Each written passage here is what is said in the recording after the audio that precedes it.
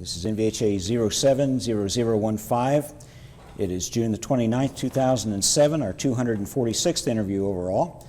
And we're in the Dedham Historical Society in Dedham, Massachusetts. And our interviewee this morning is Ron Frazier. I'd like to thank you, first of all, for allowing us to come and do this interview. And we'll start off with your full name.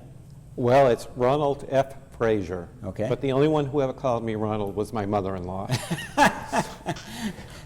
Does the F stand for anything, or do you not want people to know? No, it's Forrest, actually, Forrest. and it's kind of important to include that when I'm writing because there are lawyers and there are athletes and politicians around the country with the same name. I could see that. How did you get the name? Is it a family name? Or? Forrest was my mother's maiden name. Okay. And she wanted that in there, so when my son was born, I had to name him the same thing. Yeah. And he goes, however, by his middle name, which is Forrest. Okay. Okay. Very has a nice sound for the kind of work you do. Well, yeah. Very distinguished. he enjoys it. I've often asked him, I said, do you like the name? And he said, yes, I do. And he's a professional photographer. Excellent. Okay. And what was your rank at discharge? Airman First Class in the U.S. Air Force. Well, Airman Frazier, where were you born? I was born technically in Boston, Massachusetts, but my legal address for my entire life was Braintree, Massachusetts. Okay. And it still is. My family's been there for 5 generations. Wow, that's pretty good. Born at which hospital? Do you know? The Boston Hospital for Women and Children. Okay. Okay. I have to stop and think. I don't remember quite back that far. Okay. Well, do you remember whether or not your mother was there at the time? I think she was. Okay. Yeah. I almost always get that right. Right, right. Now tell me something about her. What was her name? Her name was Lucille Forrest, okay. And she was born in Boston. Her parents came down from Nova Scotia, both of them, and they met in Boston, and that's where she grew up. Okay. And when she married my father, she moved to Braintree, which she thought was out in the sticks, and she hated it. She liked city life. Well, what would you tell folks about her personality-wise, or what was she like as a person? Everybody I know who knows my mother is crazy about her. She's always been very involved, very animated, very congenial with everyone. And she still is. She's 93 today, this year. Wow. And still going strong, living on her own. That's my mother. She just turned 90 and she's still doing the same thing. That's great. Yeah. That's a blessing when your parents can live that long and be that healthy. Well, anytime she starts complaining, I just say to her, well, I guess we'll have to start looking at nursing homes. And she, I'm not going to a nursing home. And she said, I said, well, you better take care of yourself then. Eat right. And that's the key, because a lot of older people stop eating right. I've noticed that. We've noticed that anyone born in the 19-teens, there's just something about them that they're cut above fizically, mentally, just the whole works. And it'd be an interesting study. It would. Tell me about your father. What was his name? My father was Brodard Edward Frazier, okay. And he was born in Braintree, Massachusetts. Okay. At home in Braintree. Yeah. He grew up in the town, left school when he was in the 8th grade, and went to work. The family needed help, so he did that. He worked in the shipyard during the war, and he died 10 years ago. Oh my. Oh, he lived a good long life as well. He was very active, very athletic. When he was young, in the 30s, he owned a gym. Wow. And when he was 75 years old, could still walk on his hands. He had muscles like anything you could imagine. Do you have pictures? Unfortunately, no, and that's one of the things I regret, that I do not have some of those pictures, because the kids all remember him. That'd be something to see him doing. Yes, yeah. I don't know why we never did that. What type of work did he do at the shipyards, do you know? He was a machinist. Okay. At the shipyard. And to this day, I have a lot of his tools, and it's not my area of expertise, so I don't know what I'm going to do with those, because none of the grandchildren are involved in anything that involves tools. It's your dad. That's good enough. Right. That's good enough. Where did you actually live in Braintree? when you were young? We lived in Braintree, right on Washington Street in Braintree, all of my life. Okay. Um, Do you we have, had have the address? Yeah, but it was a small third floor apartment, and I had 3 sisters and myself, so it was very small. Oh boy. As each one of us left home, we decided we were going to get a big house. And my wife was in the same situation. She was one of 6 children in her family, and it was too small. And again, we looked for a large house when we were married. Ah. What was the address of the house? It was just on Washington Street. Just on Washington Street? Yeah. Okay. Just to narrow it down for future generations of your family. Your 3 sisters, what are their names and something about each one, please? My sister Elaine is 3 years younger than I. She lived in Pembroke. She now lives in South Carolina. And my sister Marjorie was 3 years younger than Elaine. Mm-hmm. She did everything right all of her life. She never smoked. She was in good shape, and she died last year of gallbladder cancer. Oh, my. And then I have another sister, Diane, who lives in Plymouth now, and she is 5 years younger than my sister Marjorie, and she's lived in Plymouth since she was married. Ah. Growing up, did you look out for them, or did they look out for you? I kind of looked out for them. We were all we worked together well. Ah, good. Although as the younger generation came along, my 2 younger sisters, I was really, as they were teenagers, in the service when they became teenagers. And when I came home, I swore my kids would never be like they were. I think that my parents were too old at that point to deal with teenagers in the 60s. I hear that. I hear that. What about when they went out on dates? Did you sort of screen things for them? No, because it was my being older than them. There wasn't much of that happened while I was still at home. Okay.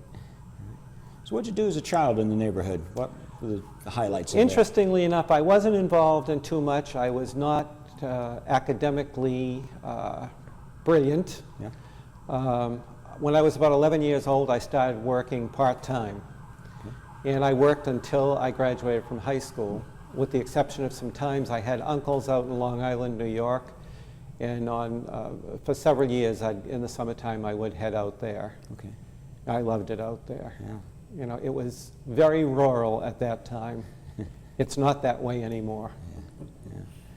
What do you remember about the neighborhood? Was it strictly residential? Were there some businesses? It was mostly residential when I was there. Braintree today is, I would say, 50% commercial. I see. And which is advantageous for tax purposes. However, it's not the town we grew up in. Yeah. And I guess that's the case of many locations around the country today, especially in Massachusetts. I can see. So a little bit of a tinge there. What was the town you grew up with? It was what made it a special? very small population. I think the population is around 28,000 now. It was probably less than half of that when I was growing up. So anything you did in the neighborhood got reported by the other parents to your parents? Yes. It's not like today where nobody knows what's going on anywhere. Yeah. There are no invisible children in a situation like that. Nope, that's very true. And if anything went on, it got right back to your parents right away. Even when you didn't think anybody saw or knew what was going on. Was there anything in specific you'd like to confess to? Nope. What's past is prologue, I guess. Was it all more of a city arrangement, or was there some rural areas, woods or creeks or anything nearby? Oh, there were woods in back of my house, and which are now ball fields. There were a lot of places that were very wooded in the town of Braintree at that time. And now there are McMansions going up here and there. Houses that were very large and had a lot of property around them have houses built in back of them now. Yeah. It's just real estate in this part of the country is so expensive that they'll cram a house wherever they can get it. And I don't have a problem with, if people are going to have children, they have to have a place to live. Right. It's how they do it.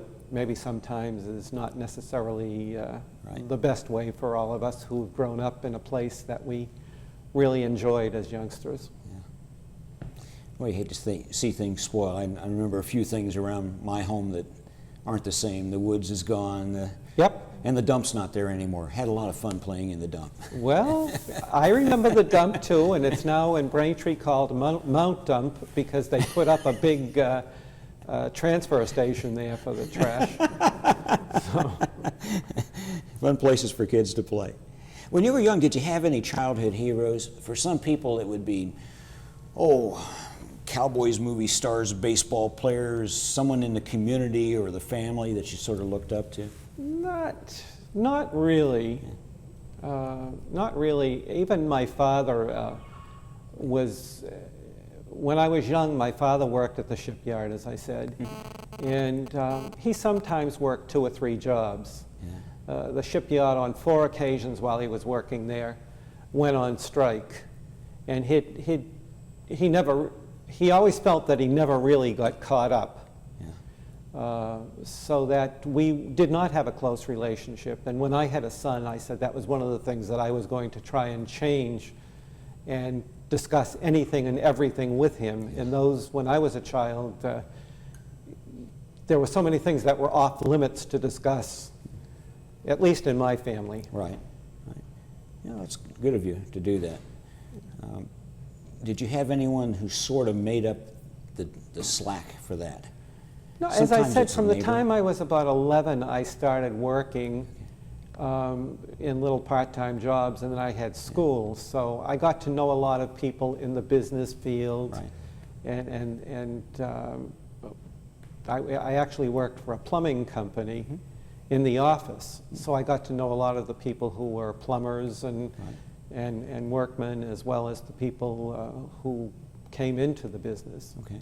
What were some of the other jobs you had? That was basically it. That's what I did, other than shoveling snow in the winter and mowing lawns in the summer. Sure. Yeah. Where'd you go to school? I went to Braintree Public Schools. Interestingly enough, the grade school that I went to was the same grade school that my father, my aunts, and uncles all went to. And in fact, I had 2 of the same teachers that they had, and they could remember them. Oh, my word. Normally that's good or bad, but I had an aunt who was brilliant, and they did remember her. I think they may have expected the same thing out of me, but that's not what they necessarily got. It was that way with my brother. They got to me and they said, did they run out?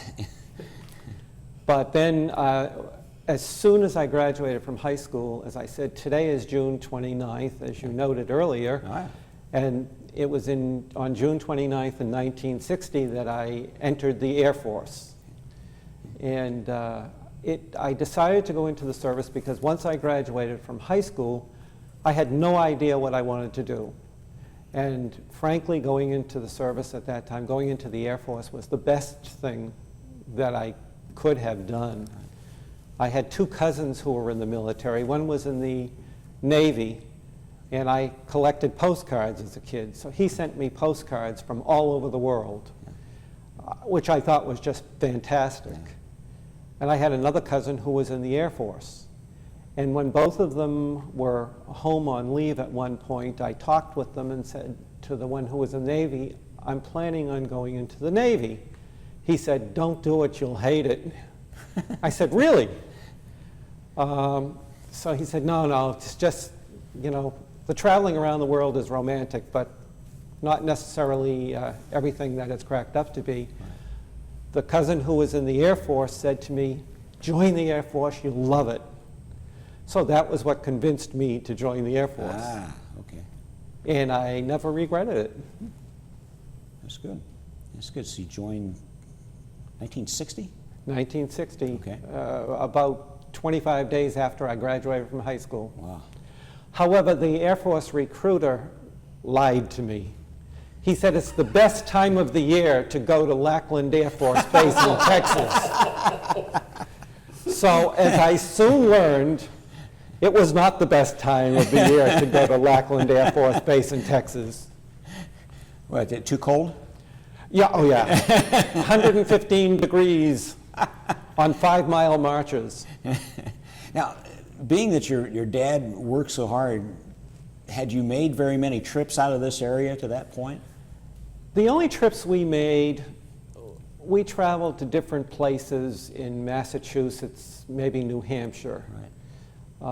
So I hadn't really gone very far prior to graduating from high school. We'd go out to Long Island, New York to visit my uncles, and that was about it. So San Antonio, Texas was another part of the world. It was a very interesting experience. When I left Boston on the plane, it was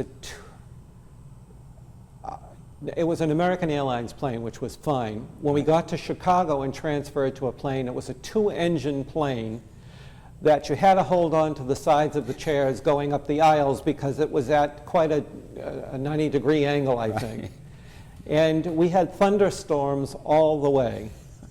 And the plane was being rocketed all over the place. I thought it was fun, but half the people on the plane were getting sick. Any idea what airlines that was? Would it have been Hub, maybe?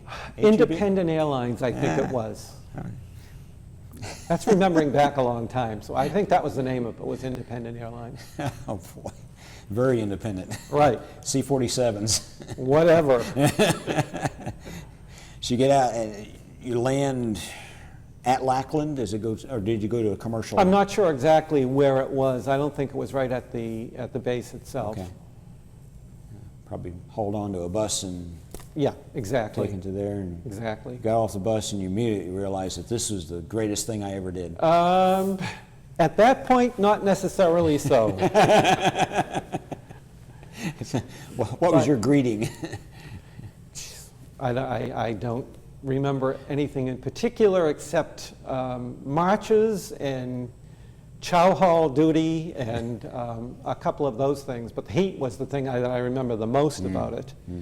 And I remember after one of those 5-mile marches that I virtually collapsed on the barracks floor. And they said, "Have you been taking your salt tablets?" And of course, I'm somewhat addicted to salt today, but should I blame that on the Air Force? You should do that. Perhaps.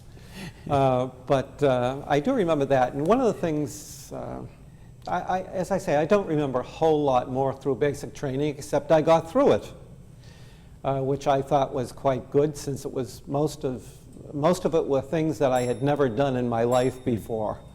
I had never handled a weapon, and I qualified on that. And God knows how I did some of the athletic stuff, because I was never into athletics at all, except I did play a little bit of basketball in high school, and that was it.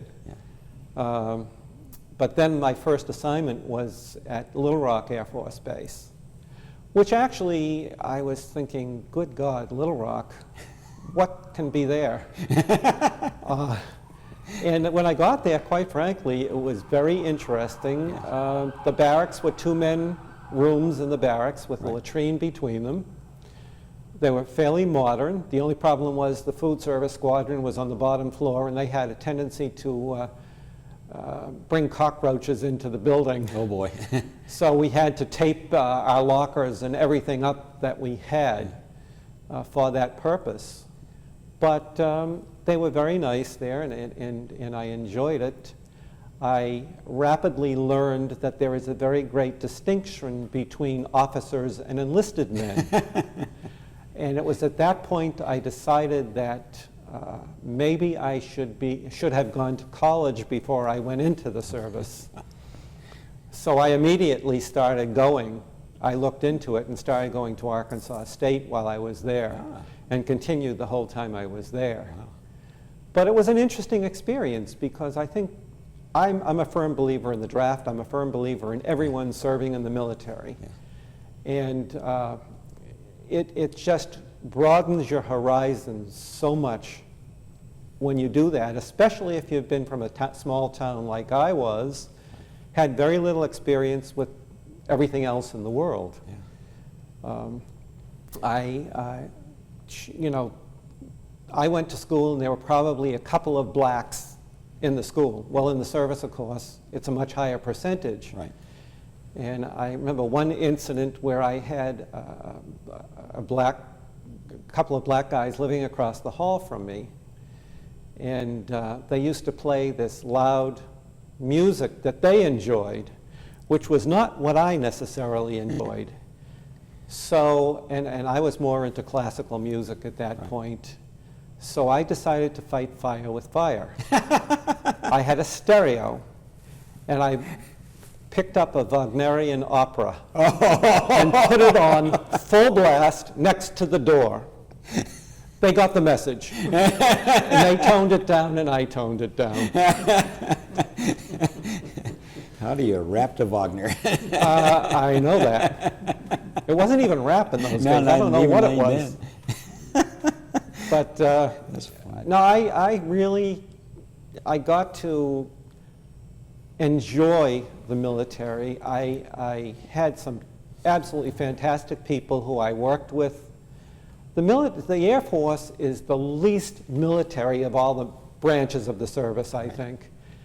I worked 8 hours a day, and the rest of the time was my own. I didn't need passes to get off base. I could go and come as I wanted to. And I enjoyed the people. I enjoyed, even though there were people from so many different parts of the country with so many different outlooks. I know when I got into the service, I said, boy, there's such a diversity of lifestyles here. I had to start thinking for myself, how am I going to live? What am I going to do? Which I think is something some people never have to grab hold of. Can you identify some of that? What were some of the things you saw that were so different that stood out to you? Well, I wasn't used to people drinking the way they drank. Not that my parents didn't enjoy a highball now and then or that sort of thing, but I had never really drunk before I went into the service. I tried beer once and got sick on it, and so I really hadn't done any of that. And frankly, it was interesting going into the bus stations and seeing prophylactics for sale right there. And of course, this is what a lot of the guys did. They'd be town whoring around, to put it in the vernacular, and drinking every night. And that just didn't seem like it was something I wanted to do. So I started going to school. I joined a couple of groups in town.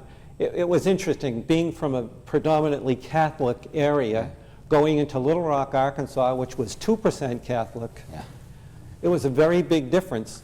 And the interesting thing was that the Catholics in Little Rock stuck together. So I had a couple of friends who were involved with some of them down there, so all of a sudden I ended up joining the Knights of Columbus in Little Rock and several other groups. So I immediately had a group of people with whom I could connect other than strictly military people. And being interested in classical music and opera and so forth, so I joined the Community Concert Association, bought 2 tickets so that I always took someone to it with me, and I really got exposed to a lot of things. The interesting thing was, being from Boston, quote unquote Boston, down in Little Rock, Arkansas, sort of was sort of a status symbol, so that people would say, oh, you're from Boston. Well, there were 2 different lines down there of thought. Of course, they're still fighting the Civil War in that part of the country, so that being a Yankee was not necessarily the best thing to be. But in the more cultural circles, being from Boston was an advantage point. So it gave me a lot of confidence that I never had before to be down there in the service and connected with a lot of those people and exposed to a lot of different new things. I became much more cosmopolitan, if you will, than I was in the parochial setting in Braintree. Cosmopolitan can go either way. It can go toward the high culture, or it could go, even the low culture is part of that mix. The whole ball, the whole ball of wax.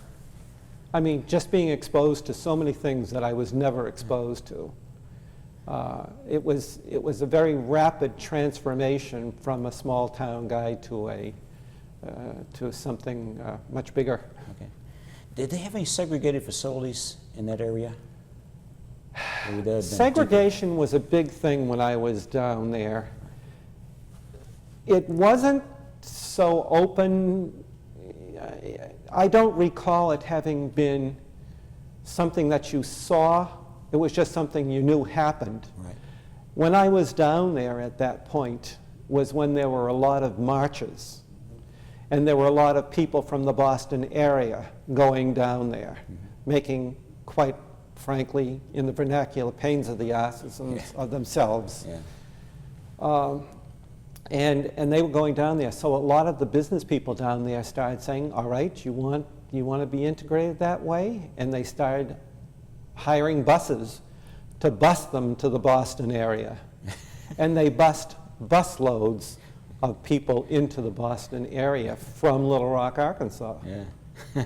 So that was happening while I was down there. I hadn't heard that now. No. One of the clothing stores that I went to down in Little Rock, Arkansas, he paid for a lot of them to come up here and go on welfare up here. And that's exactly what happened. Interesting. Yeah. Poetic justice, I guess you'd have to call it. I guess so, and it was just a few years after that that you had the court ordered busing and what have you up here, and all the ire that raised. And Yep. I've heard many people say that they saw more racial prejudice in the North than they did in the South. I've had blacks tell me that.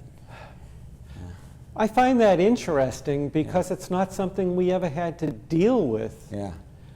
I think one of the things that I constantly was told when I was in school, and this is just one example, is speaking proper English.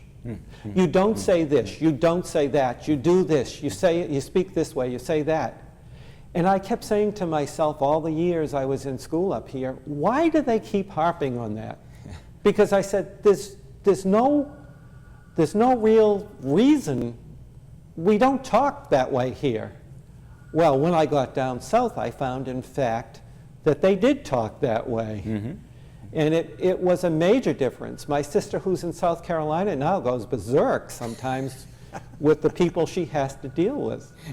Because it's not proper English, quote unquote. And I think that's what is some of the differences. You're brought up this way in one place, and all of a sudden you've got people who sound like they're just so totally a different class of people. Right. That may be part of the reason why some of the blacks came up here and felt they were segregated. I mean, I've done no study on that, so I can't say that for sure. What I've heard is that they had the segregated facilities, colored drinking fountains and colored restrooms and Down stuff south. in the South. Yeah. But up here, it was the attitude. It was the unspoken attitude. I don't want you in my neighborhood. And that's what I've heard. You know, that still goes on. I mean, it wasn't just the blacks. It could be the Jews. Oh, sure. When my grandparents came to Boston, the Irish always talk about saying, the Irish need not apply. Well, all my ancestors were French. Yeah. And it said the French need not apply just as well, but the Irish, of course, are much more vocal about it. The French just tried to integrate into it. They wouldn't allow their kids to speak French in the families, even though that's what the native tongue of the families were who came down. Okay, now we get into the political argument here. They integrated, they assimilated, they learned English. How do you feel about the Mexican population coming and insisting on speaking Spanish? I'm sorry, but I feel if people are going to this country, are coming to this country, they should become part of this country. They should learn English just as my grandparents did. And that's the way it should be. Right. I agree. And if we move to Mexico or Spain, we should be speaking Spanish. Exactly. Or French. And I may find it very difficult. I've studied French 3 times, once when I was in high school, once when I was in college, and once when I was in Vietnam. Yeah. And I don't remember it now because I don't use it, but I just felt that it was much easier that I should do that. That's right. That's right. How long were you in Little Rock? I was in Little Rock for 3 years, with the exception of going TDY to the Azores, Okay. which was another great experience. Wow, yeah. I was in standardization. Little Rock was a SAC base at the time, and I was in standardization there, and we had to go TDY to the Azores for 3 months. While we were in the Azores, I had an opportunity to go to Spain. I went to Spain for a week. I took some leave in England twice. I could have gone to Africa, except that they insisted if I went to Africa that I had to have enough money to get back on my own. And at that point in life, I didn't have enough money. I've got a break here. Oh, okay. Just grab. Whoops. One thing we're not clear on, TDY. We've heard that terminology. What does it? Temporary duty. Ah, okay. All right. That makes sense. Temporary duty, and as I say, I was there for 3 months, and it was a great experience because it was my first opportunity to get out of this country. I shouldn't say it was my first opportunity, because while I was at Little Rock, I also went to Goose Bay, Labrador, and Thule, Greenland. Oh my. On flights. Now, they actually called those liquor flights. Yeah. Because you could buy booze up there so cheaply. Yeah. However, that was not my primary objective, because I wasn't drinking. I usually brought it back for someone else. Yeah. I wanted to see what the place was like, and it was quite interesting. Yeah. I remember one vivid experience of going into a chow hall up there, and the cook was standing right at the entrance to the chow hall, and he had had his nose blown away or something like that, which to me was rather unsettling in my stomach. But I still remember that to this day, standing right on the entrance to the chow hall. You just kind of looked through your soup before you ate it to see if it was in there. I tell you. Oh boy. And they weren't still cleaning the runway with brooms and shovels, were they? No. Yeah, we interviewed a fellow who did. Oh, really? Start of World War II, that's all they had. They didn't have any big equipment up there, so they had a Really? mile of runway, and that's the only way they kept it clean. Wow. No, thank you. Yeah. Wow. How in the world does anybody find the Azores? It just seems like it's impossible. You know, it's very interesting. Of course, it belongs to Portugal. Right. And there's not a whole lot there, but it is absolutely beautiful. All I can remember is the rolling hills and mountains going up into the clouds, with the stone walls everywhere you went from the old lava, and hydrangeas growing over the stone walls. Wow. But it was absolutely gorgeous, and the bread there was out of this world. Yeah. Does it have much of a population? I don't think so. I Mainly think we were on military? Ile Tercera, which was, there are several islands there, Okay. but we were on Ile Tercera. That's where the Air Force Base was. Or that's where we were based. We shall go there sometime. Yeah, Sounds beautiful. Now you're starting to see this world that you absolutely. were kind of seeing the As I postcards said, on. it was just a fabulous experience for me. My attitude when I was in the service was, I'm going to make the most of everything I can and see and do everything I can do. And I had that attitude when I went to Vietnam, too. Excellent, excellent. Yeah, you're far ahead of the average tourist, so to speak. I think so. I mean, there is such a thing as an ugly American, and boy, I saw a lot of them. Right. I saw a lot of them in the service. That's true. So all of these trips you took, you were still based out of Little Rock. That's right.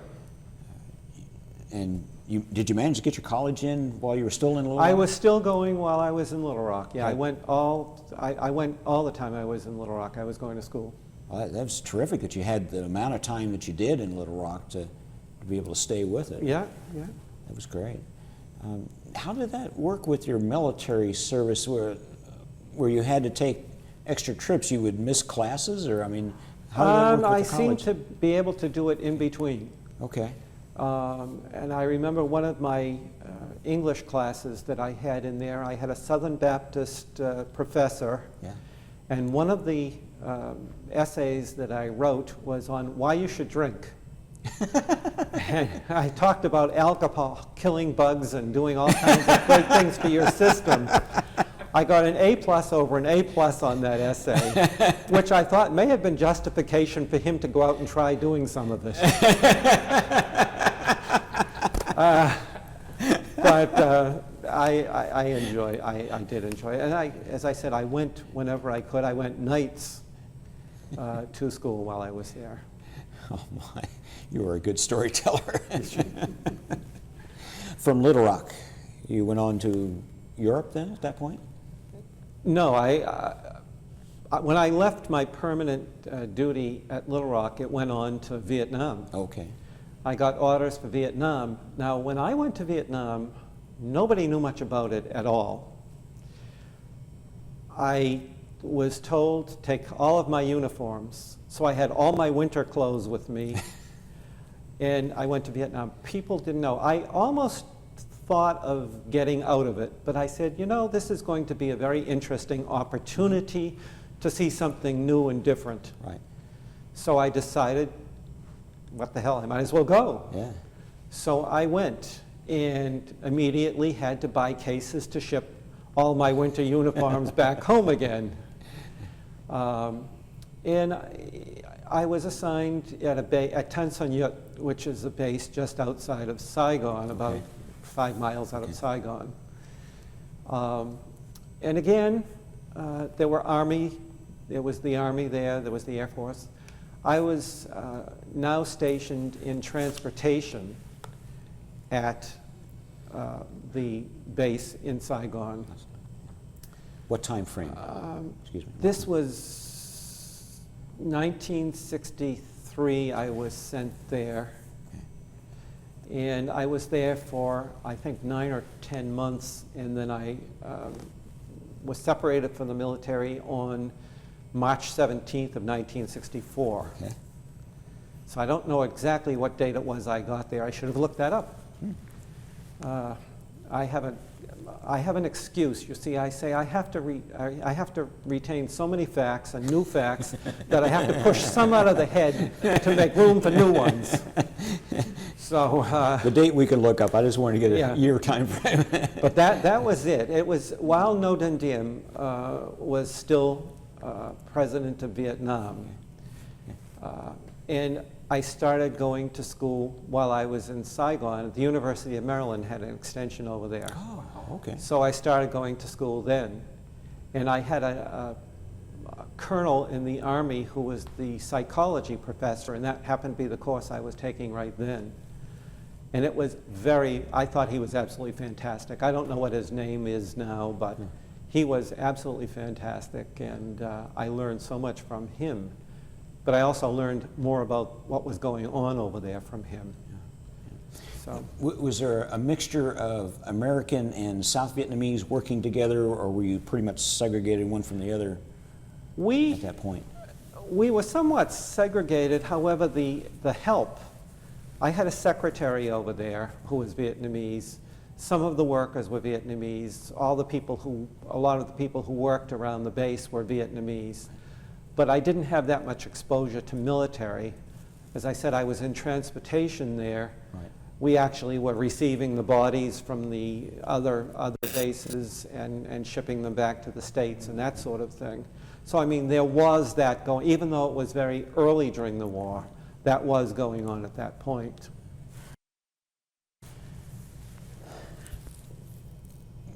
You said that you were handling some of the bodies. What was it? Only shipping them back and shipping forth. them I back? wasn't actually handling any bodies. Right. We were just shipping them in those aluminum caskets that they shipped them back and forth in. These caskets especially designed to preserve the body a little longer? You know, I'm not really sure. I was administrative there, and I really didn't get into any of the technicalities of that, other than to handle the manifests and that sort of thing. One a day, a couple of weeks? Some day there'd be one, some days there'd be several, some days there'd be none. Okay. It was not terribly extensive at that point. Yeah. can imagine. So you mentioned that you were there when Diem was overthrown. I was there when Diem was overthrown. It was interesting because the professor, as I mentioned earlier, the psychology professor I had, used to discuss it. And at that point, we felt that while Diem was president, things were progressing very well. And we were making headway there. Ambassador Nolting was there at the time. One of the things that started happening was some of the Buddhist monks started setting themselves on fire, supposedly. There was all kinds of talk about religious persecution going on over there. I was right there in Saigon. I spent most of my time in Saigon. I was either at the USO or doing something downtown. I saw what was going on. What was being reported was something totally different. My mother would send me newspaper articles saying, look what's happening over there. I said, that's not what's happening over here. It is not. I used to go to I had a favorite restaurant when I was in Saigon, right on Trudeau Street, which is Freedom Street. It was called Brodard's. It was a French restaurant. Fabulous Chateaubriand, fabulous pastries, all for under $1. Wow. And so a lot of us would go there, but a lot of the reporters would go there. And I recall reporters sitting there concocting stories. Should we say this many people died, or should we say this many people died? Should we say this happened or that happened? And they would agree on it, and this is what the stories were that would come back to this country. And there was no one to dispute those stories. I mean, I was livid because I was seeing what was happening, I was reading what was happening, and there were two different things. Oh, my. When I came back from Vietnam, I wrote a number of articles in newspapers talking about this. And these reporters who were receiving awards for their reporting extremely distressed me, and I wrote about them too. Yeah. But because what happened was, Nolting was saying at that point, there is no religious persecution going on over here. And there was more and more discontent with the war because, again, a lot of what I feel the downfall of that country was based on the negative press in this country. And here Nolting was just, he was saying it's not happening. Well, because of the discontent, Kennedy sent Lodge over there, which I think was the biggest mistake. And I visited Lodge after I came back here, because I had to visit him for something in connection with my job with the Chamber of Commerce. And but while I was over there, I just said, Lodge is saying, well, now, he wasn't saying there was religious persecution. What he was saying was, you've got to stop any religious persecution.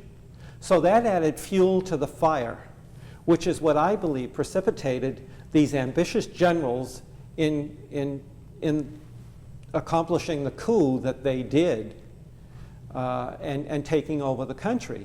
It was from that point on where they couldn't get together and the country started falling apart. It was downhill from that point. What was the downside of Diem? Well, as you observed Diem it. was a Catholic in a predominantly Buddhist country, although there was a very high percentage of Catholics there and missions there and that sort of thing. Right. What was the downside? He had a lot of control over things. He was considered a dictator by some people. But when you've got no control anywhere, sometimes that is not necessarily the worst thing. Right. So I had seen him a number of times. I had seen Lodge over there. I had been to places where he spoke. I have pictures of being where he was on several occasions. I have pictures before the coup and after the coup. I have pictures the day after the coup where they shot the royal palace to pieces with all kinds of mortar and whatnot. You say that you've seen Diem? I had seen Diem several times and while I was there, because as I said, I spent a lot of time in Saigon. I worked 8 hours a day on the base, and then I got involved with the USO downtown. It was still dangerous. There were people being injured And one of the things that distressed me is you'd find someone who was in an off-limits area who would get shot or hurt and then get a Purple Heart for it afterwards. Yeah. And that was distressing to me. They weren't people who deserved them as far as I was concerned. Right. I recall I was at the cinema in Saigon one night. I had a friend in the Army who was also going to school with me at the University of Maryland in Saigon. And he and I were supposed to go to the cinema one night. I didn't need a pass to get off base, but he did. He couldn't get a pass that night. So instead of going to the 8 o'clock show, I decided to go to the 6 o'clock show. I went to the 6 o'clock show, went to the USO from there. When I got to the USO, the cinema had been bombed. Ooh. So if he had been able to be there that night, would have been there. Now, whether we would have been hurt or not, I don't know, but it was badly damaged. Wow. Thank you, Lord. Yeah, yeah. By Viet Minh or by Viet Cong? Or? Yeah, Viet Cong, obviously the Viet Cong sympathizers, Viet Cong. I mean, you couldn't tell one from the other. Yeah. It was interesting because I got to know a lot of the people in Saigon. When I got there, there were a lot of people who were there, even people locally here who I got to know. And from the minute they got there until the minute they left, their favorite expression was, "I hate this effing place." Yeah. And they'd go out drinking. That was their life in Saigon. And they just hated it. I said, you know what? I'm here. I've got to find out what I can learn about these people and what about this country and what's going on. And I did. I got with the shopkeepers. We became friendly with them. I'd be invited to their homes for meals. God knows what I was eating. But I enjoyed it. And you know, their attitude was, South Vietnam and North Vietnam have been separated for 700 years. Why should they be back together again? And it's like the British coming over here and saying, well, you know, we owned you one time. We're going to take you over again. Right. Of course, economically, they're doing that to a very substantial degree today. But I mean, my idea, as I said, it was easier for me to try and speak French when I was there than it was to learn Vietnamese. However, by the time I left, I was starting to learn some Vietnamese. Ah, okay. And I haggled with them. I mean, haggling is a big thing in Saigon. And I haggled with them just like the locals did. They said I was worse than the locals. I had to. You know, I had to get totally immersed in it. Well, you were very wise to get involved like that. It was an opportunity to learn a lot about what was something totally different. I have the impression they were beautiful people. They were. It was interesting. The women were very powerful in Vietnam. Okay. The men were very, almost subservient to the women, which was something that I found unusual. But they were. It was the women who were much stronger than the men over there. I don't know what you had at that Vietnamese family to eat, but I bet it was fish sauce and something. The only thing I remember is Nuc Mam, which is fish sauce. Very big on fish sauce. Yes. And, but I did, my friend who I was going to school with, my friend from the Army, with whom I was going to school at the time, went back and married the girl he was going with in Saigon. Oh, okay. So, I mean, we remain friends, and we're friends to this day. He came back, he married her. He came back to this country. He was from an old Polak family who totally did not accept her. I mean, it was just not. So he ended up taking a job in England, became very successful. Oh my. They came back to the States here. He bought a multi-million-dollar house. She opened up a travel agency in New York City. He was in Wilton, Connecticut. He was my best man at my wedding. I couldn't be at his because I wasn't going to Vietnam to do it. But we're godparents for each other's kids and so forth and so on. What's his name? His name is Bob Chamorro. Sure. And he's as I say, we're friends to this day. Beyond what you've already described, what are some of the other places in Saigon that were special to you or you thought were really neat? We traveled all over the place. He had the girlfriend, so we went to some places that I don't even recall, but we would go to the Plaza Hotel, which was the French hotel in Saigon, up to the top floor, which was their cocktail lounge and that sort of thing. We were across the square from that at the Continental Palace Hotel, which was an open window. I mean, they had shutters that they opened up, and it was outside. You were outside basically, right. And we would stay there and drink our Baileys or Bomiba, whatever other drinks that they had. We would, as I said, I mentioned Brodard's. Being an opera fan, I had my picture taken in front of the Opera House, which I have there, which was then the Parliament building later on. And there were a lot of, would go to the markets. And it was interesting, I'd go to the markets and buy materials. One of the things that I had done while I was there, I had my own tailor there. You could get a suit made for $25, Italian silk, any kind of mohair, any kind of material you wanted. So I would either buy the material or the tailor that I had would make it. I'd go to the market and buy material and have shirts made out of the material I bought. I bought French silks and brought them back, or sent them back to my mother to have dresses made out of them and that sort of thing. I wish I had had more money because I saw, it was very interesting. That was my first real exposure to the Asian culture. And I really didn't have that much of an interest in Asian artifacts at that time. But a lot of the guys who were there were buying ivory and ceramics, ivory bridges, one of which I saw in Henry Cabot Lodge's house when I visited him, and other things. And I'm saying, why are they buying those things? The only thing I bought was a tea set, sent it home to my mother, which she gave back to me when she moved into her senior apartment, and I gave to my daughter when she bought her house.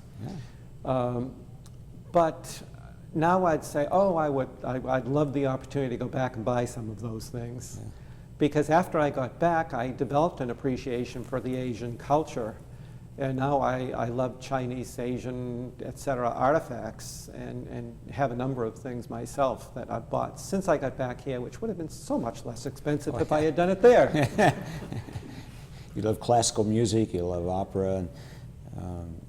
The Vietnamese counterpart, did they have much of that? There was, and it was interesting because they'd have the movies would be Chinese or Asian opera. And I didn't go to many of those, but I was exposed to several of them while I was there.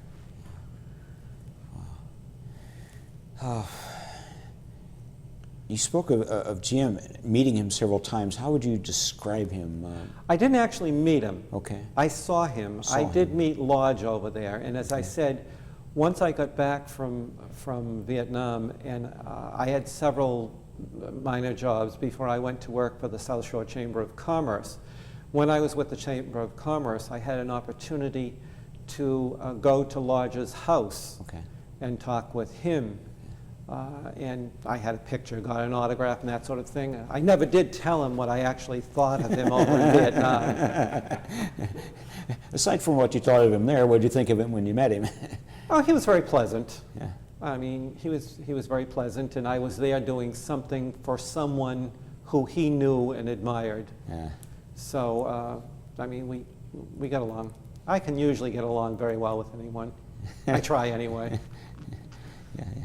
We met a fellow who got a medal from General Mark Clark, and Mark Clark had sent him into this awful situation to earn that medal, and he says it was awfully hard not to reach up and grab him by the throat. Yes, we all know people like that.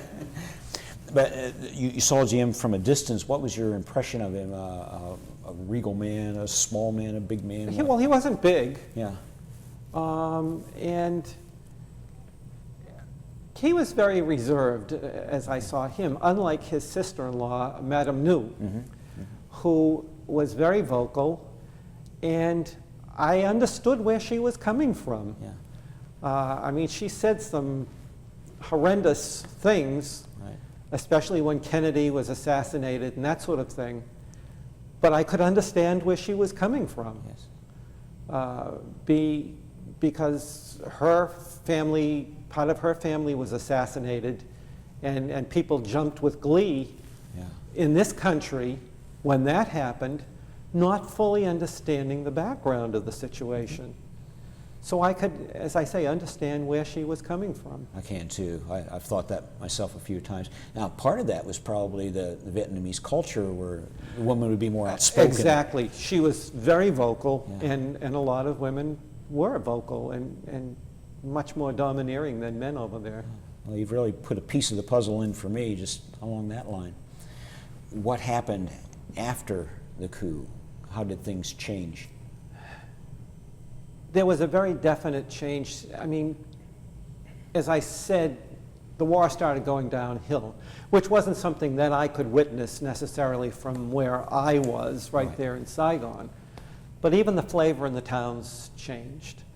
I mentioned the Opera House. There were all kinds of potted palms around the Opera House prior to the coup. Afterwards, they were gone.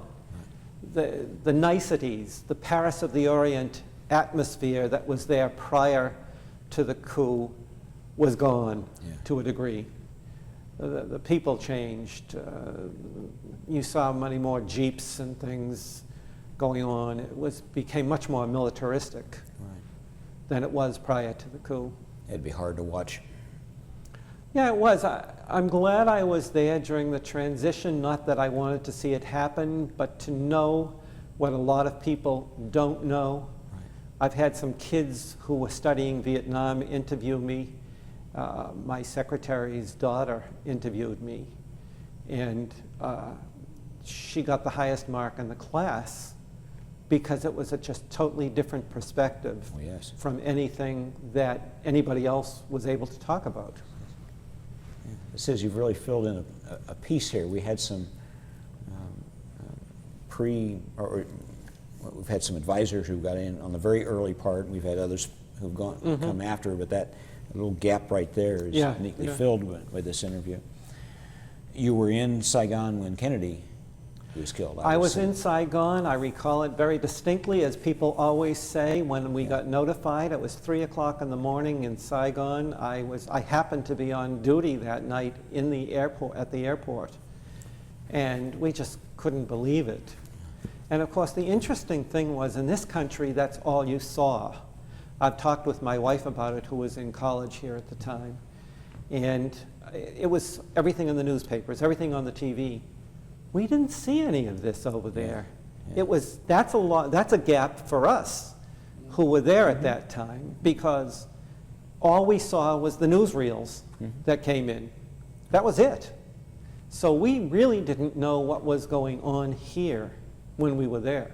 Besides Madame New, what was the atmosphere in Saigon upon hearing the news?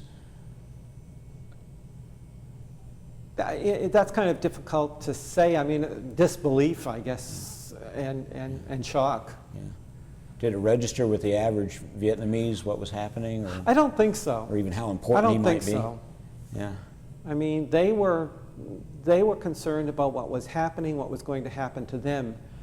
Again, the people who I knew were the shopkeepers, the shop owners, some of the business people in the town, who probably, most of whom probably got out of the country long before the country fell. Okay. How are we doing on time on this tape? We have 20 minutes. 20 minutes. Let's put it on pause. This might be a good place to interject some of those pictures. And you mentioned this gentleman before. He was a chaplain? Raymond J. LeVay. He was a captain at Little Rock Air Force Base. Okay. He was the chaplain, Catholic chaplain there. He lived in Northampton, Mass. Okay. We became very friendly, and I spent time with him at his home.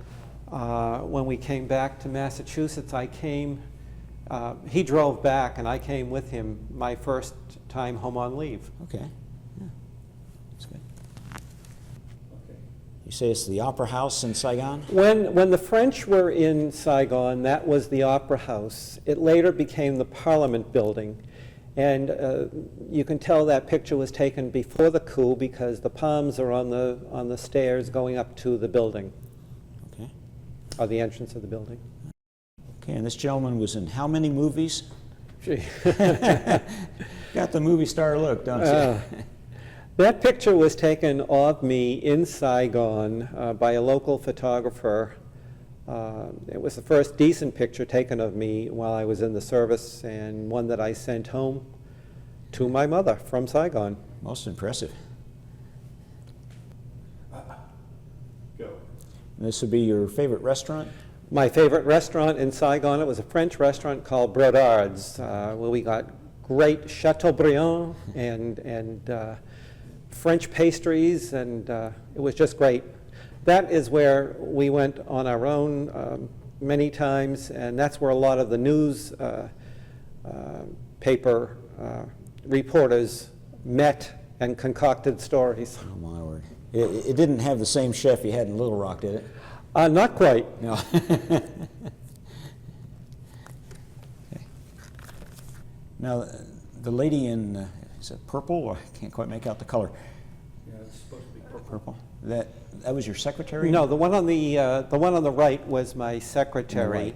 Okay. Those were two of the secretaries in our office at the airport in Saigon, at Tan Son Nhut Airbase. Okay. They're sitting in front of a banana tree just outside the office. Do you have any idea what happened to them after the war? No idea. No idea. Thank you. And this, of course, would be your favorite ambassador, Henry Cabot Lodge. And do you know who the gentleman is who's with him? I do not know. I suspect those are security people. That picture was taken outside of the Catholic Church down in Saigon, Okay. where he was a speaker, and I was invited to the breakfast where he spoke that day. Okay. All right. So, Okay. this is the presidential palace. That was the presidential palace. That was the day after the coup when Diem was assassinated. That picture, we were not supposed to necessarily be anywhere near there, and we were not supposed to be near there with a camera. However, I hid behind a tree and took that picture. Was the damage pretty much confined to that building, or was there a section of No, town? there were other buildings that were damaged. We actually walked, a couple of us walked through Madame New's house and picked up a little artifact from there. Nothing significant. Right. But anything that had any buildings or places that had to do with that administration were attacked. I see. Was there much of a counterattack, or were the generals completely? You know, I don't know because I wasn't there. I recall the day of the coup because I was at the base and there were aircraft firing at each other over our heads. Okay. Okay. So we did see that going on, but that's the extent of what I saw actually relative to the coup. Oh boy. In color? The, That one, one? the building Okay. in color, yeah.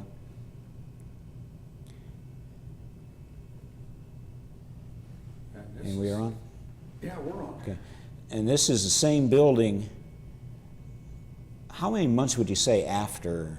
It was 2 or 3 months afterwards, they had done a major renovation or repair work on the building, and that was taken after that.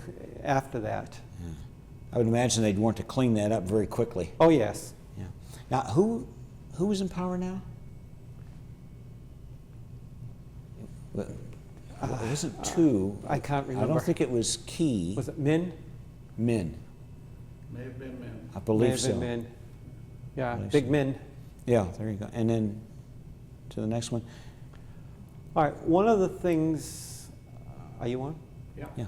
Yeah, one of the things that we did on a regular basis, once a week, we would go out to a local orphanage run by the Catholic Church in outside of Saigon and bring fresh water to the kids and showers. The medics would go, and I recall having helped to do things that I never thought I would ever do, but big gashes in their heads, cleaning them out, and infections, cleaning them out. But we do that once a week, go out to the orphanage. And that's just one shot of the kids all lined up to take showers I see. with fresh water. Okay. Because the Go ahead. there's another picture somewhere along the way where you can see the latrines over the pond with fish actually jumping out of the pond, and of course they ate many of those Oh, fish. gee. Wow. What was the best part of being in Vietnam? Being exposed to a totally different culture. I mean, I found that fascinating. I have this tendency in my life to look for things that are different, to do things that are different. And that's one of the things I enjoyed about that, is just a totally different culture and learning about it. So, you know, you can find good no matter where you go or whatever you do. Yes, you can. If you want to look for the worst, you'll find it. And what did you find when you saw the worst? Well, again, being stationed at the base at Tan Son Nhut, just outside of Saigon, some of the worst was I saw some of the reactions of the people, the Americans, the ugly Americans, sad to say. Those are the people who leave the bad impressions of this country, which is very sad. And something that usually invokes a very strong reaction in veterans of this war, that scene of the helicopter on the rooftop and the evacuation, the fall of Saigon. Well, of course, that was long after I long left after you were there, but having seen the people and I mean, it was very sad, because having known some of the people and knowing what went on there, and having a little bit of knowledge of what happened afterwards, because as I mentioned earlier, my best friend over there went back and married the girl he was going with, and they went back at least once a year. All of their family possessions had been confiscated. What they couldn't hide or bury, that was all they were able to keep. I mean, it was a totally different life for them. those that were that lucky. Right, right. Many were tortured and killed. Yeah. Toward the end, did you have a short timer stick or anything to kind of keep track of the time? No, actually, I say unfortunately, I enjoyed my time there in spite of the negative aspects of it. Yeah. And I received orders to leave, to come back, and was discharged on the 17th of March, which was 3 months before I had planned on being out. So I was a little disappointed to be leaving in such a in such a hurry, because I had started to learn the language, Right. and I started to get to know the people even better. Any thought of going back? Not until they changed the name back to Saigon. I have friends who go back and they still refer to it to Saigon, but as long as the name is Ho Chi Minh City, I will never go back. Okay. Ho Chi Minh himself, some were arguing that he was a great patriot, and others quite Well, the for opposite. North Vietnam, yes. What he did to, what was done in his name in South Vietnam is not. Right. We interviewed a guy who spent a year with him, training him to fight the Japanese, and he had very strong opinions of the man. Not necessarily good. Of course, he went to school here in Boston, I believe. Did he really? I didn't know that part. Yeah, Boston University, I believe. Yeah. You came back on commercial or military flight? I believe it was military flight to Alaska. When I went to Vietnam, I left from San Francisco. When I came back, I came through Alaska, Okay. and then down to Los Angeles, and then across on commercial. Probably commercial flight there. Yeah, right. Back to Boston. And you were separated from service at that point? On March 17th. Okay. So, St. Patrick's Day in Boston, which of course in the rest of the country probably doesn't mean a whole lot, but in Boston it means a lot. Well, actually, I appreciate St. Patrick's Day because that's the day that Irish all over the world celebrate my mother's birthday. There you go. That works out. Came back home, saw Mom and Dad. What did they think of all this when they... Well, the first time I came home, my parents didn't know me because I was 185 pounds when I went into the service. I was 149 pounds when I came home. Oh, boy. My mother was at the airport with my sister, and she saw me and said, "Oh, that's Ron over there." My mother said, "No, that's not him." And finally, I was very happy. That's one of the great things the service did for me. I lost a lot of weight. It's been a constant battle all my entire life. Well, you look lean and trim to me. Oh, that's why I'm wearing a black suit. The man has no sense of humor, does he? Oh, boy. You were out of service immediately. You went to look for a job, or you took a little time off, or... No, I immediately went to look for a job. My family wasn't in a position to support me, so I had to do my part, and I went to an agency. My first job was with Payne, Weber, Jackson and Curtis, which was a brokerage firm. Okay. And I loved the stock market. One of the things that I did when I was in Little Rock was I had a sergeant who was selling mutual funds. And I had always been fascinated by the stock market, so I started investing at that point and continued investing. And I thought Payne Weber was a great job to have, except I rapidly realized that unless you travel in very moneyed circles, you're not going to make a lot of money in that business. So I stayed there for a couple of years and enjoyed it very much, but I knew I couldn't become a stockbroker because I didn't have the clientele to do it. And so I left there and I went to work for a drilling and boring company because it was just what was available in the office of a drilling and boring company, which I knew was not what I wanted to do. Right. And so finally I applied for a job with the South Shore Chamber of Commerce, which is the largest suburban chamber of commerce in the country. I learned a great deal. I had a fellow who was an old-timer and in organization management. I learned a great deal. The South Shore Chamber of Commerce at that point had all of the top business people in the South Shore of Massachusetts involved with it, which was just a fantastic experience for me. I became the chief lobbyist for the Chamber of Commerce at that point. In the meantime, I was still going to school when I came out of the service. And I stayed at the Chamber of Commerce for 15 years and finally decided that the guy who was there, the fellow who took over as boss, was going to be there until the day he died, and I didn't want to be number two forever, so I decided I was going to change jobs. At that point, I was hired by the Builders Association of Greater Boston.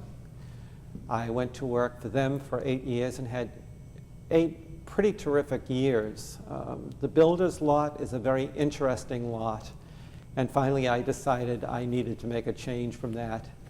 Went out and started doing some consulting on my own, and eventually I was asked if I would consult for the Dedham Historical Society.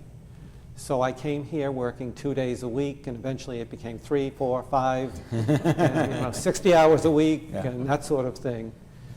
And I've really enjoyed it. One of the things that I did when I was at the South Shore Chamber of Commerce was convinced to get involved in all kinds of things in the community, which I did, and I enjoyed it. I first became involved with the Historical Society. I then became involved with many other groups. I became the president of probably 24 different groups over a period of time. And so I thoroughly enjoyed it. I got involved with antiques and became quite knowledgeable at antiques, knowledgeable about genealogy. So I served on the boards of a number of different organizations having to do with those different subjects in history. Right. So that when I came to the Historical Society, I was doing things I had been doing as a volunteer for years and then getting paid for it. Nice. So I did enjoy that. But I also had the opportunity at different times to serve on different veterans commissions appointed by the governor and so forth. So It just a whole gamut of different things that I became involved with over the years. Met many interesting people along the way. Absolutely fascinating people, the major corporate leaders, the people listed in the Fortune 400, 500, whatever it is, Yeah. in Forbes, and I got to know many of these people on a personal basis, and it was they were interesting because they were just plain old real people. Most of them are. Yeah. Most of them are. It's the fellows in between fighting their way to the top that are a little obnoxious, but the guys on top just Yeah, one of the absolutely. ordinary people. Absolutely. One fascinating experience, Tom Flatley, who is one of the major real estate developers and one of the billionaires in this country. I got to know him while I was at the Chamber of Commerce. Yeah.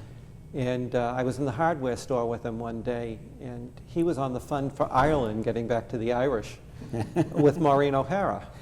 Maureen O'Hara I was always a huge fan of hers, even as a kid. Oh, yeah. And I saw Tom and I said, Tom, you know, I wish I had known she was going to be in for the Fund for Ireland in Boston, because I'd love to have gone. He said, oh, you want to meet her? So I said, yeah. He said, the next time she's in town, I'll see that you get together with her.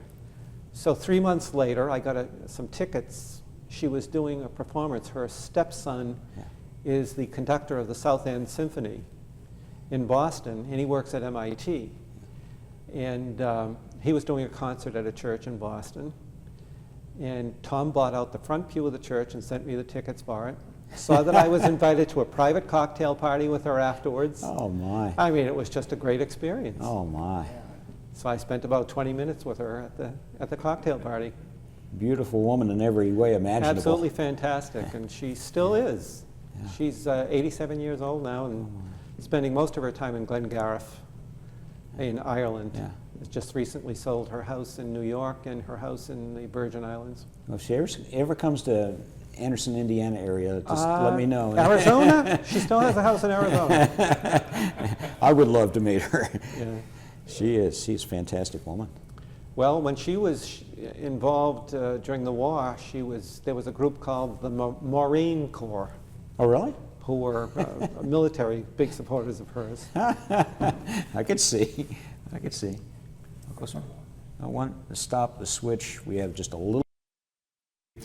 You did not marry Maureen O'Hara, did you? No. Although when I was a kid, I thought I would like to do that. Yeah. No, I met my wife after I came out of the service. Interestingly enough, we both lived in the same town. She went to all different schools than I had gone to. And we met at a dance. In Braintree, when you were in the 7th grade, everybody went to dance school. We all did ballroom dancing. She did it in East Braintree, I did it in Braintree. And so we met at a dance. I was taken by another girl whose father was involved in one of the organizations that I was involved in, and he desperately wanted us to get together. But as soon as I met my wife, my to-be wife, I found that she was the one that I would be marrying. Wow. Of course, I didn't want to get married, but eventually she came to me after 5 years and said, either we're going to get married or that's it. Unfortunately, I think that's what happens to an awful lot of guys. What's your maiden name? Her name was Small, Mary Small. Okay. Just right from the get-go. So this is the one. one. Well, I mean, we hit it off right away. We enjoyed dancing, we enjoyed classical music, we enjoyed a lot of things together. How long have you been married? And her father was a colonel in the Army, by the way. Ah, okay. How long have you been married? As of today, yes. 38 years. Well, you better get that right. Yes, 38 years 38 as of today. Yeah. 38 years, you've gotten past the initial infatuation and you've gotten to know her quite well. What makes her special? We've learned to live with each other. We give each other space. And it's too crazy to do anything else at this point in life. But no, we have a lot of interests together. And when we were bringing up the kids, we traveled in this country a lot. And now one of the things that we're doing is traveling abroad a lot. We were in Ireland last year in the spring, and we were in Italy in the fall. We're going to Spain, Portugal, and Morocco over Thanksgiving and the last 2 weeks of November this year. Yeah. So, and we're doing traveling, and we have our grandchildren now. So, we've got 2 great-grandchildren, and my son was married last year at 37. Gotta watch these. He came along a year after we were married. Wasn't planned that way, but We had one of those. yeah. Whether he'll have any kids or not, I don't know. He's crazy about his godchild and niece and nephew, but he likes to get on his motorcycle and take off, you know. So I don't know that he can do that with little kids. It's hard to do. You have the one son? I have 1 son and 1 daughter. Okay, and your daughter? My daughter lives in Walpole, Massachusetts. Okay. She sort of followed in my steps. She got involved in everything in school. Graduated from St. Anselm College and then went on to get her MBA from Simmons College. Right. She was extremely focused. She said she would not be married before she graduated, and 2 weeks after she graduated, she was married. And 3 years later, we have 2 grandchildren now. Yeah. What is her name? My daughter? Yes. It's Sarah Ann Frazier Pompeo. Okay.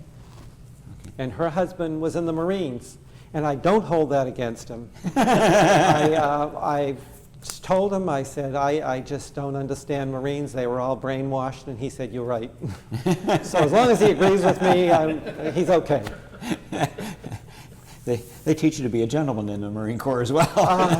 But they're brainwashed. Oh, boy. If you were to build Fraziertown and everything was as you would like for it to be, what would it look like? You know, the problem is I'm looking ahead now.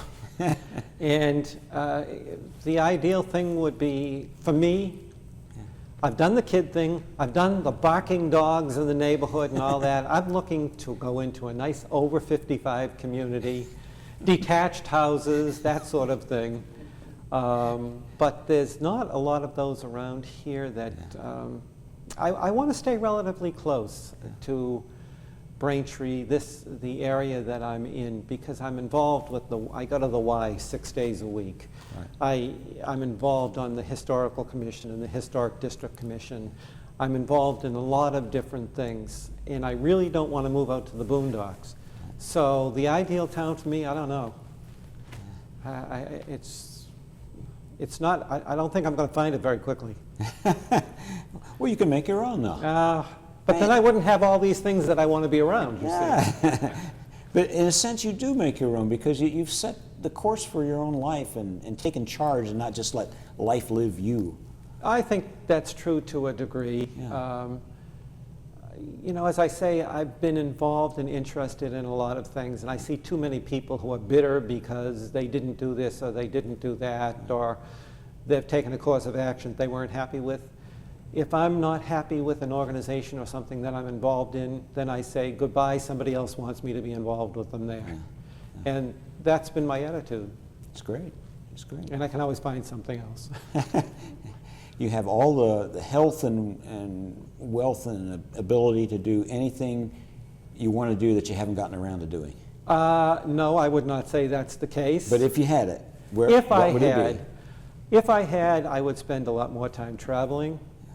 I'd spend a lot more time at cultural events that I enjoy. Mm-hmm. The problem is a lot of the cultural events, concerts, opera, and that sort of thing are very expensive these days. Traveling's not cheap either. Mm-hmm. So, yeah, I would spend a lot more time doing some of those things than I do right now. Yeah. Well, you would love to be with a gentleman, professor at Ball State University, who traveled the planet studying cultures. And he's been to just about every kind of, like 160 some cultures or countries around the world, and lived with them and learned that. Oh, I could just see you in that, in that it's position. Fascinating. I mean, we will get to the places. I had hoped to go to Egypt this year. That's one of the places I wanted to go, but with my work schedule and the temperatures in that country, I couldn't make them come out right. But We're no, back. we still have a lot of places we plan on traveling before we call it quits. You said that, I thought now you're back to Lackland again. I had some good friends in that area who are still in that area, and I had to go to Dallas and Houston for some conventions. Okay. And I met my roommate there who pulled up in a Jaguar, was a very successful photographer there. And the following year when I went, he pulled up in a Cadillac and said, things have really gone down the drain. Airman. We always give our veterans a chance to say a few words for posterity. Do you have any personal words of wisdom or philosophy that you'd like to share with people? I think everybody should look to making the place where they are better. My objective in life is to leave the world a better place than what I found it. And I have tried to do that by the things that I've got involved in. I think if everyone were required to be in the military, they would appreciate this country much more than they do. And I think that's a very sad fact that they don't, because there is so much here and so much that can be here. And if people got involved more, they could make this place better rather than just bitching about it all the time. Hear that. Hear that. Well, Airman Frazier, I think you have exceeded that goal, and I want to thank you for this interview and for your service to our country. Well, I thank very you. much. It's found it very interesting. Oh.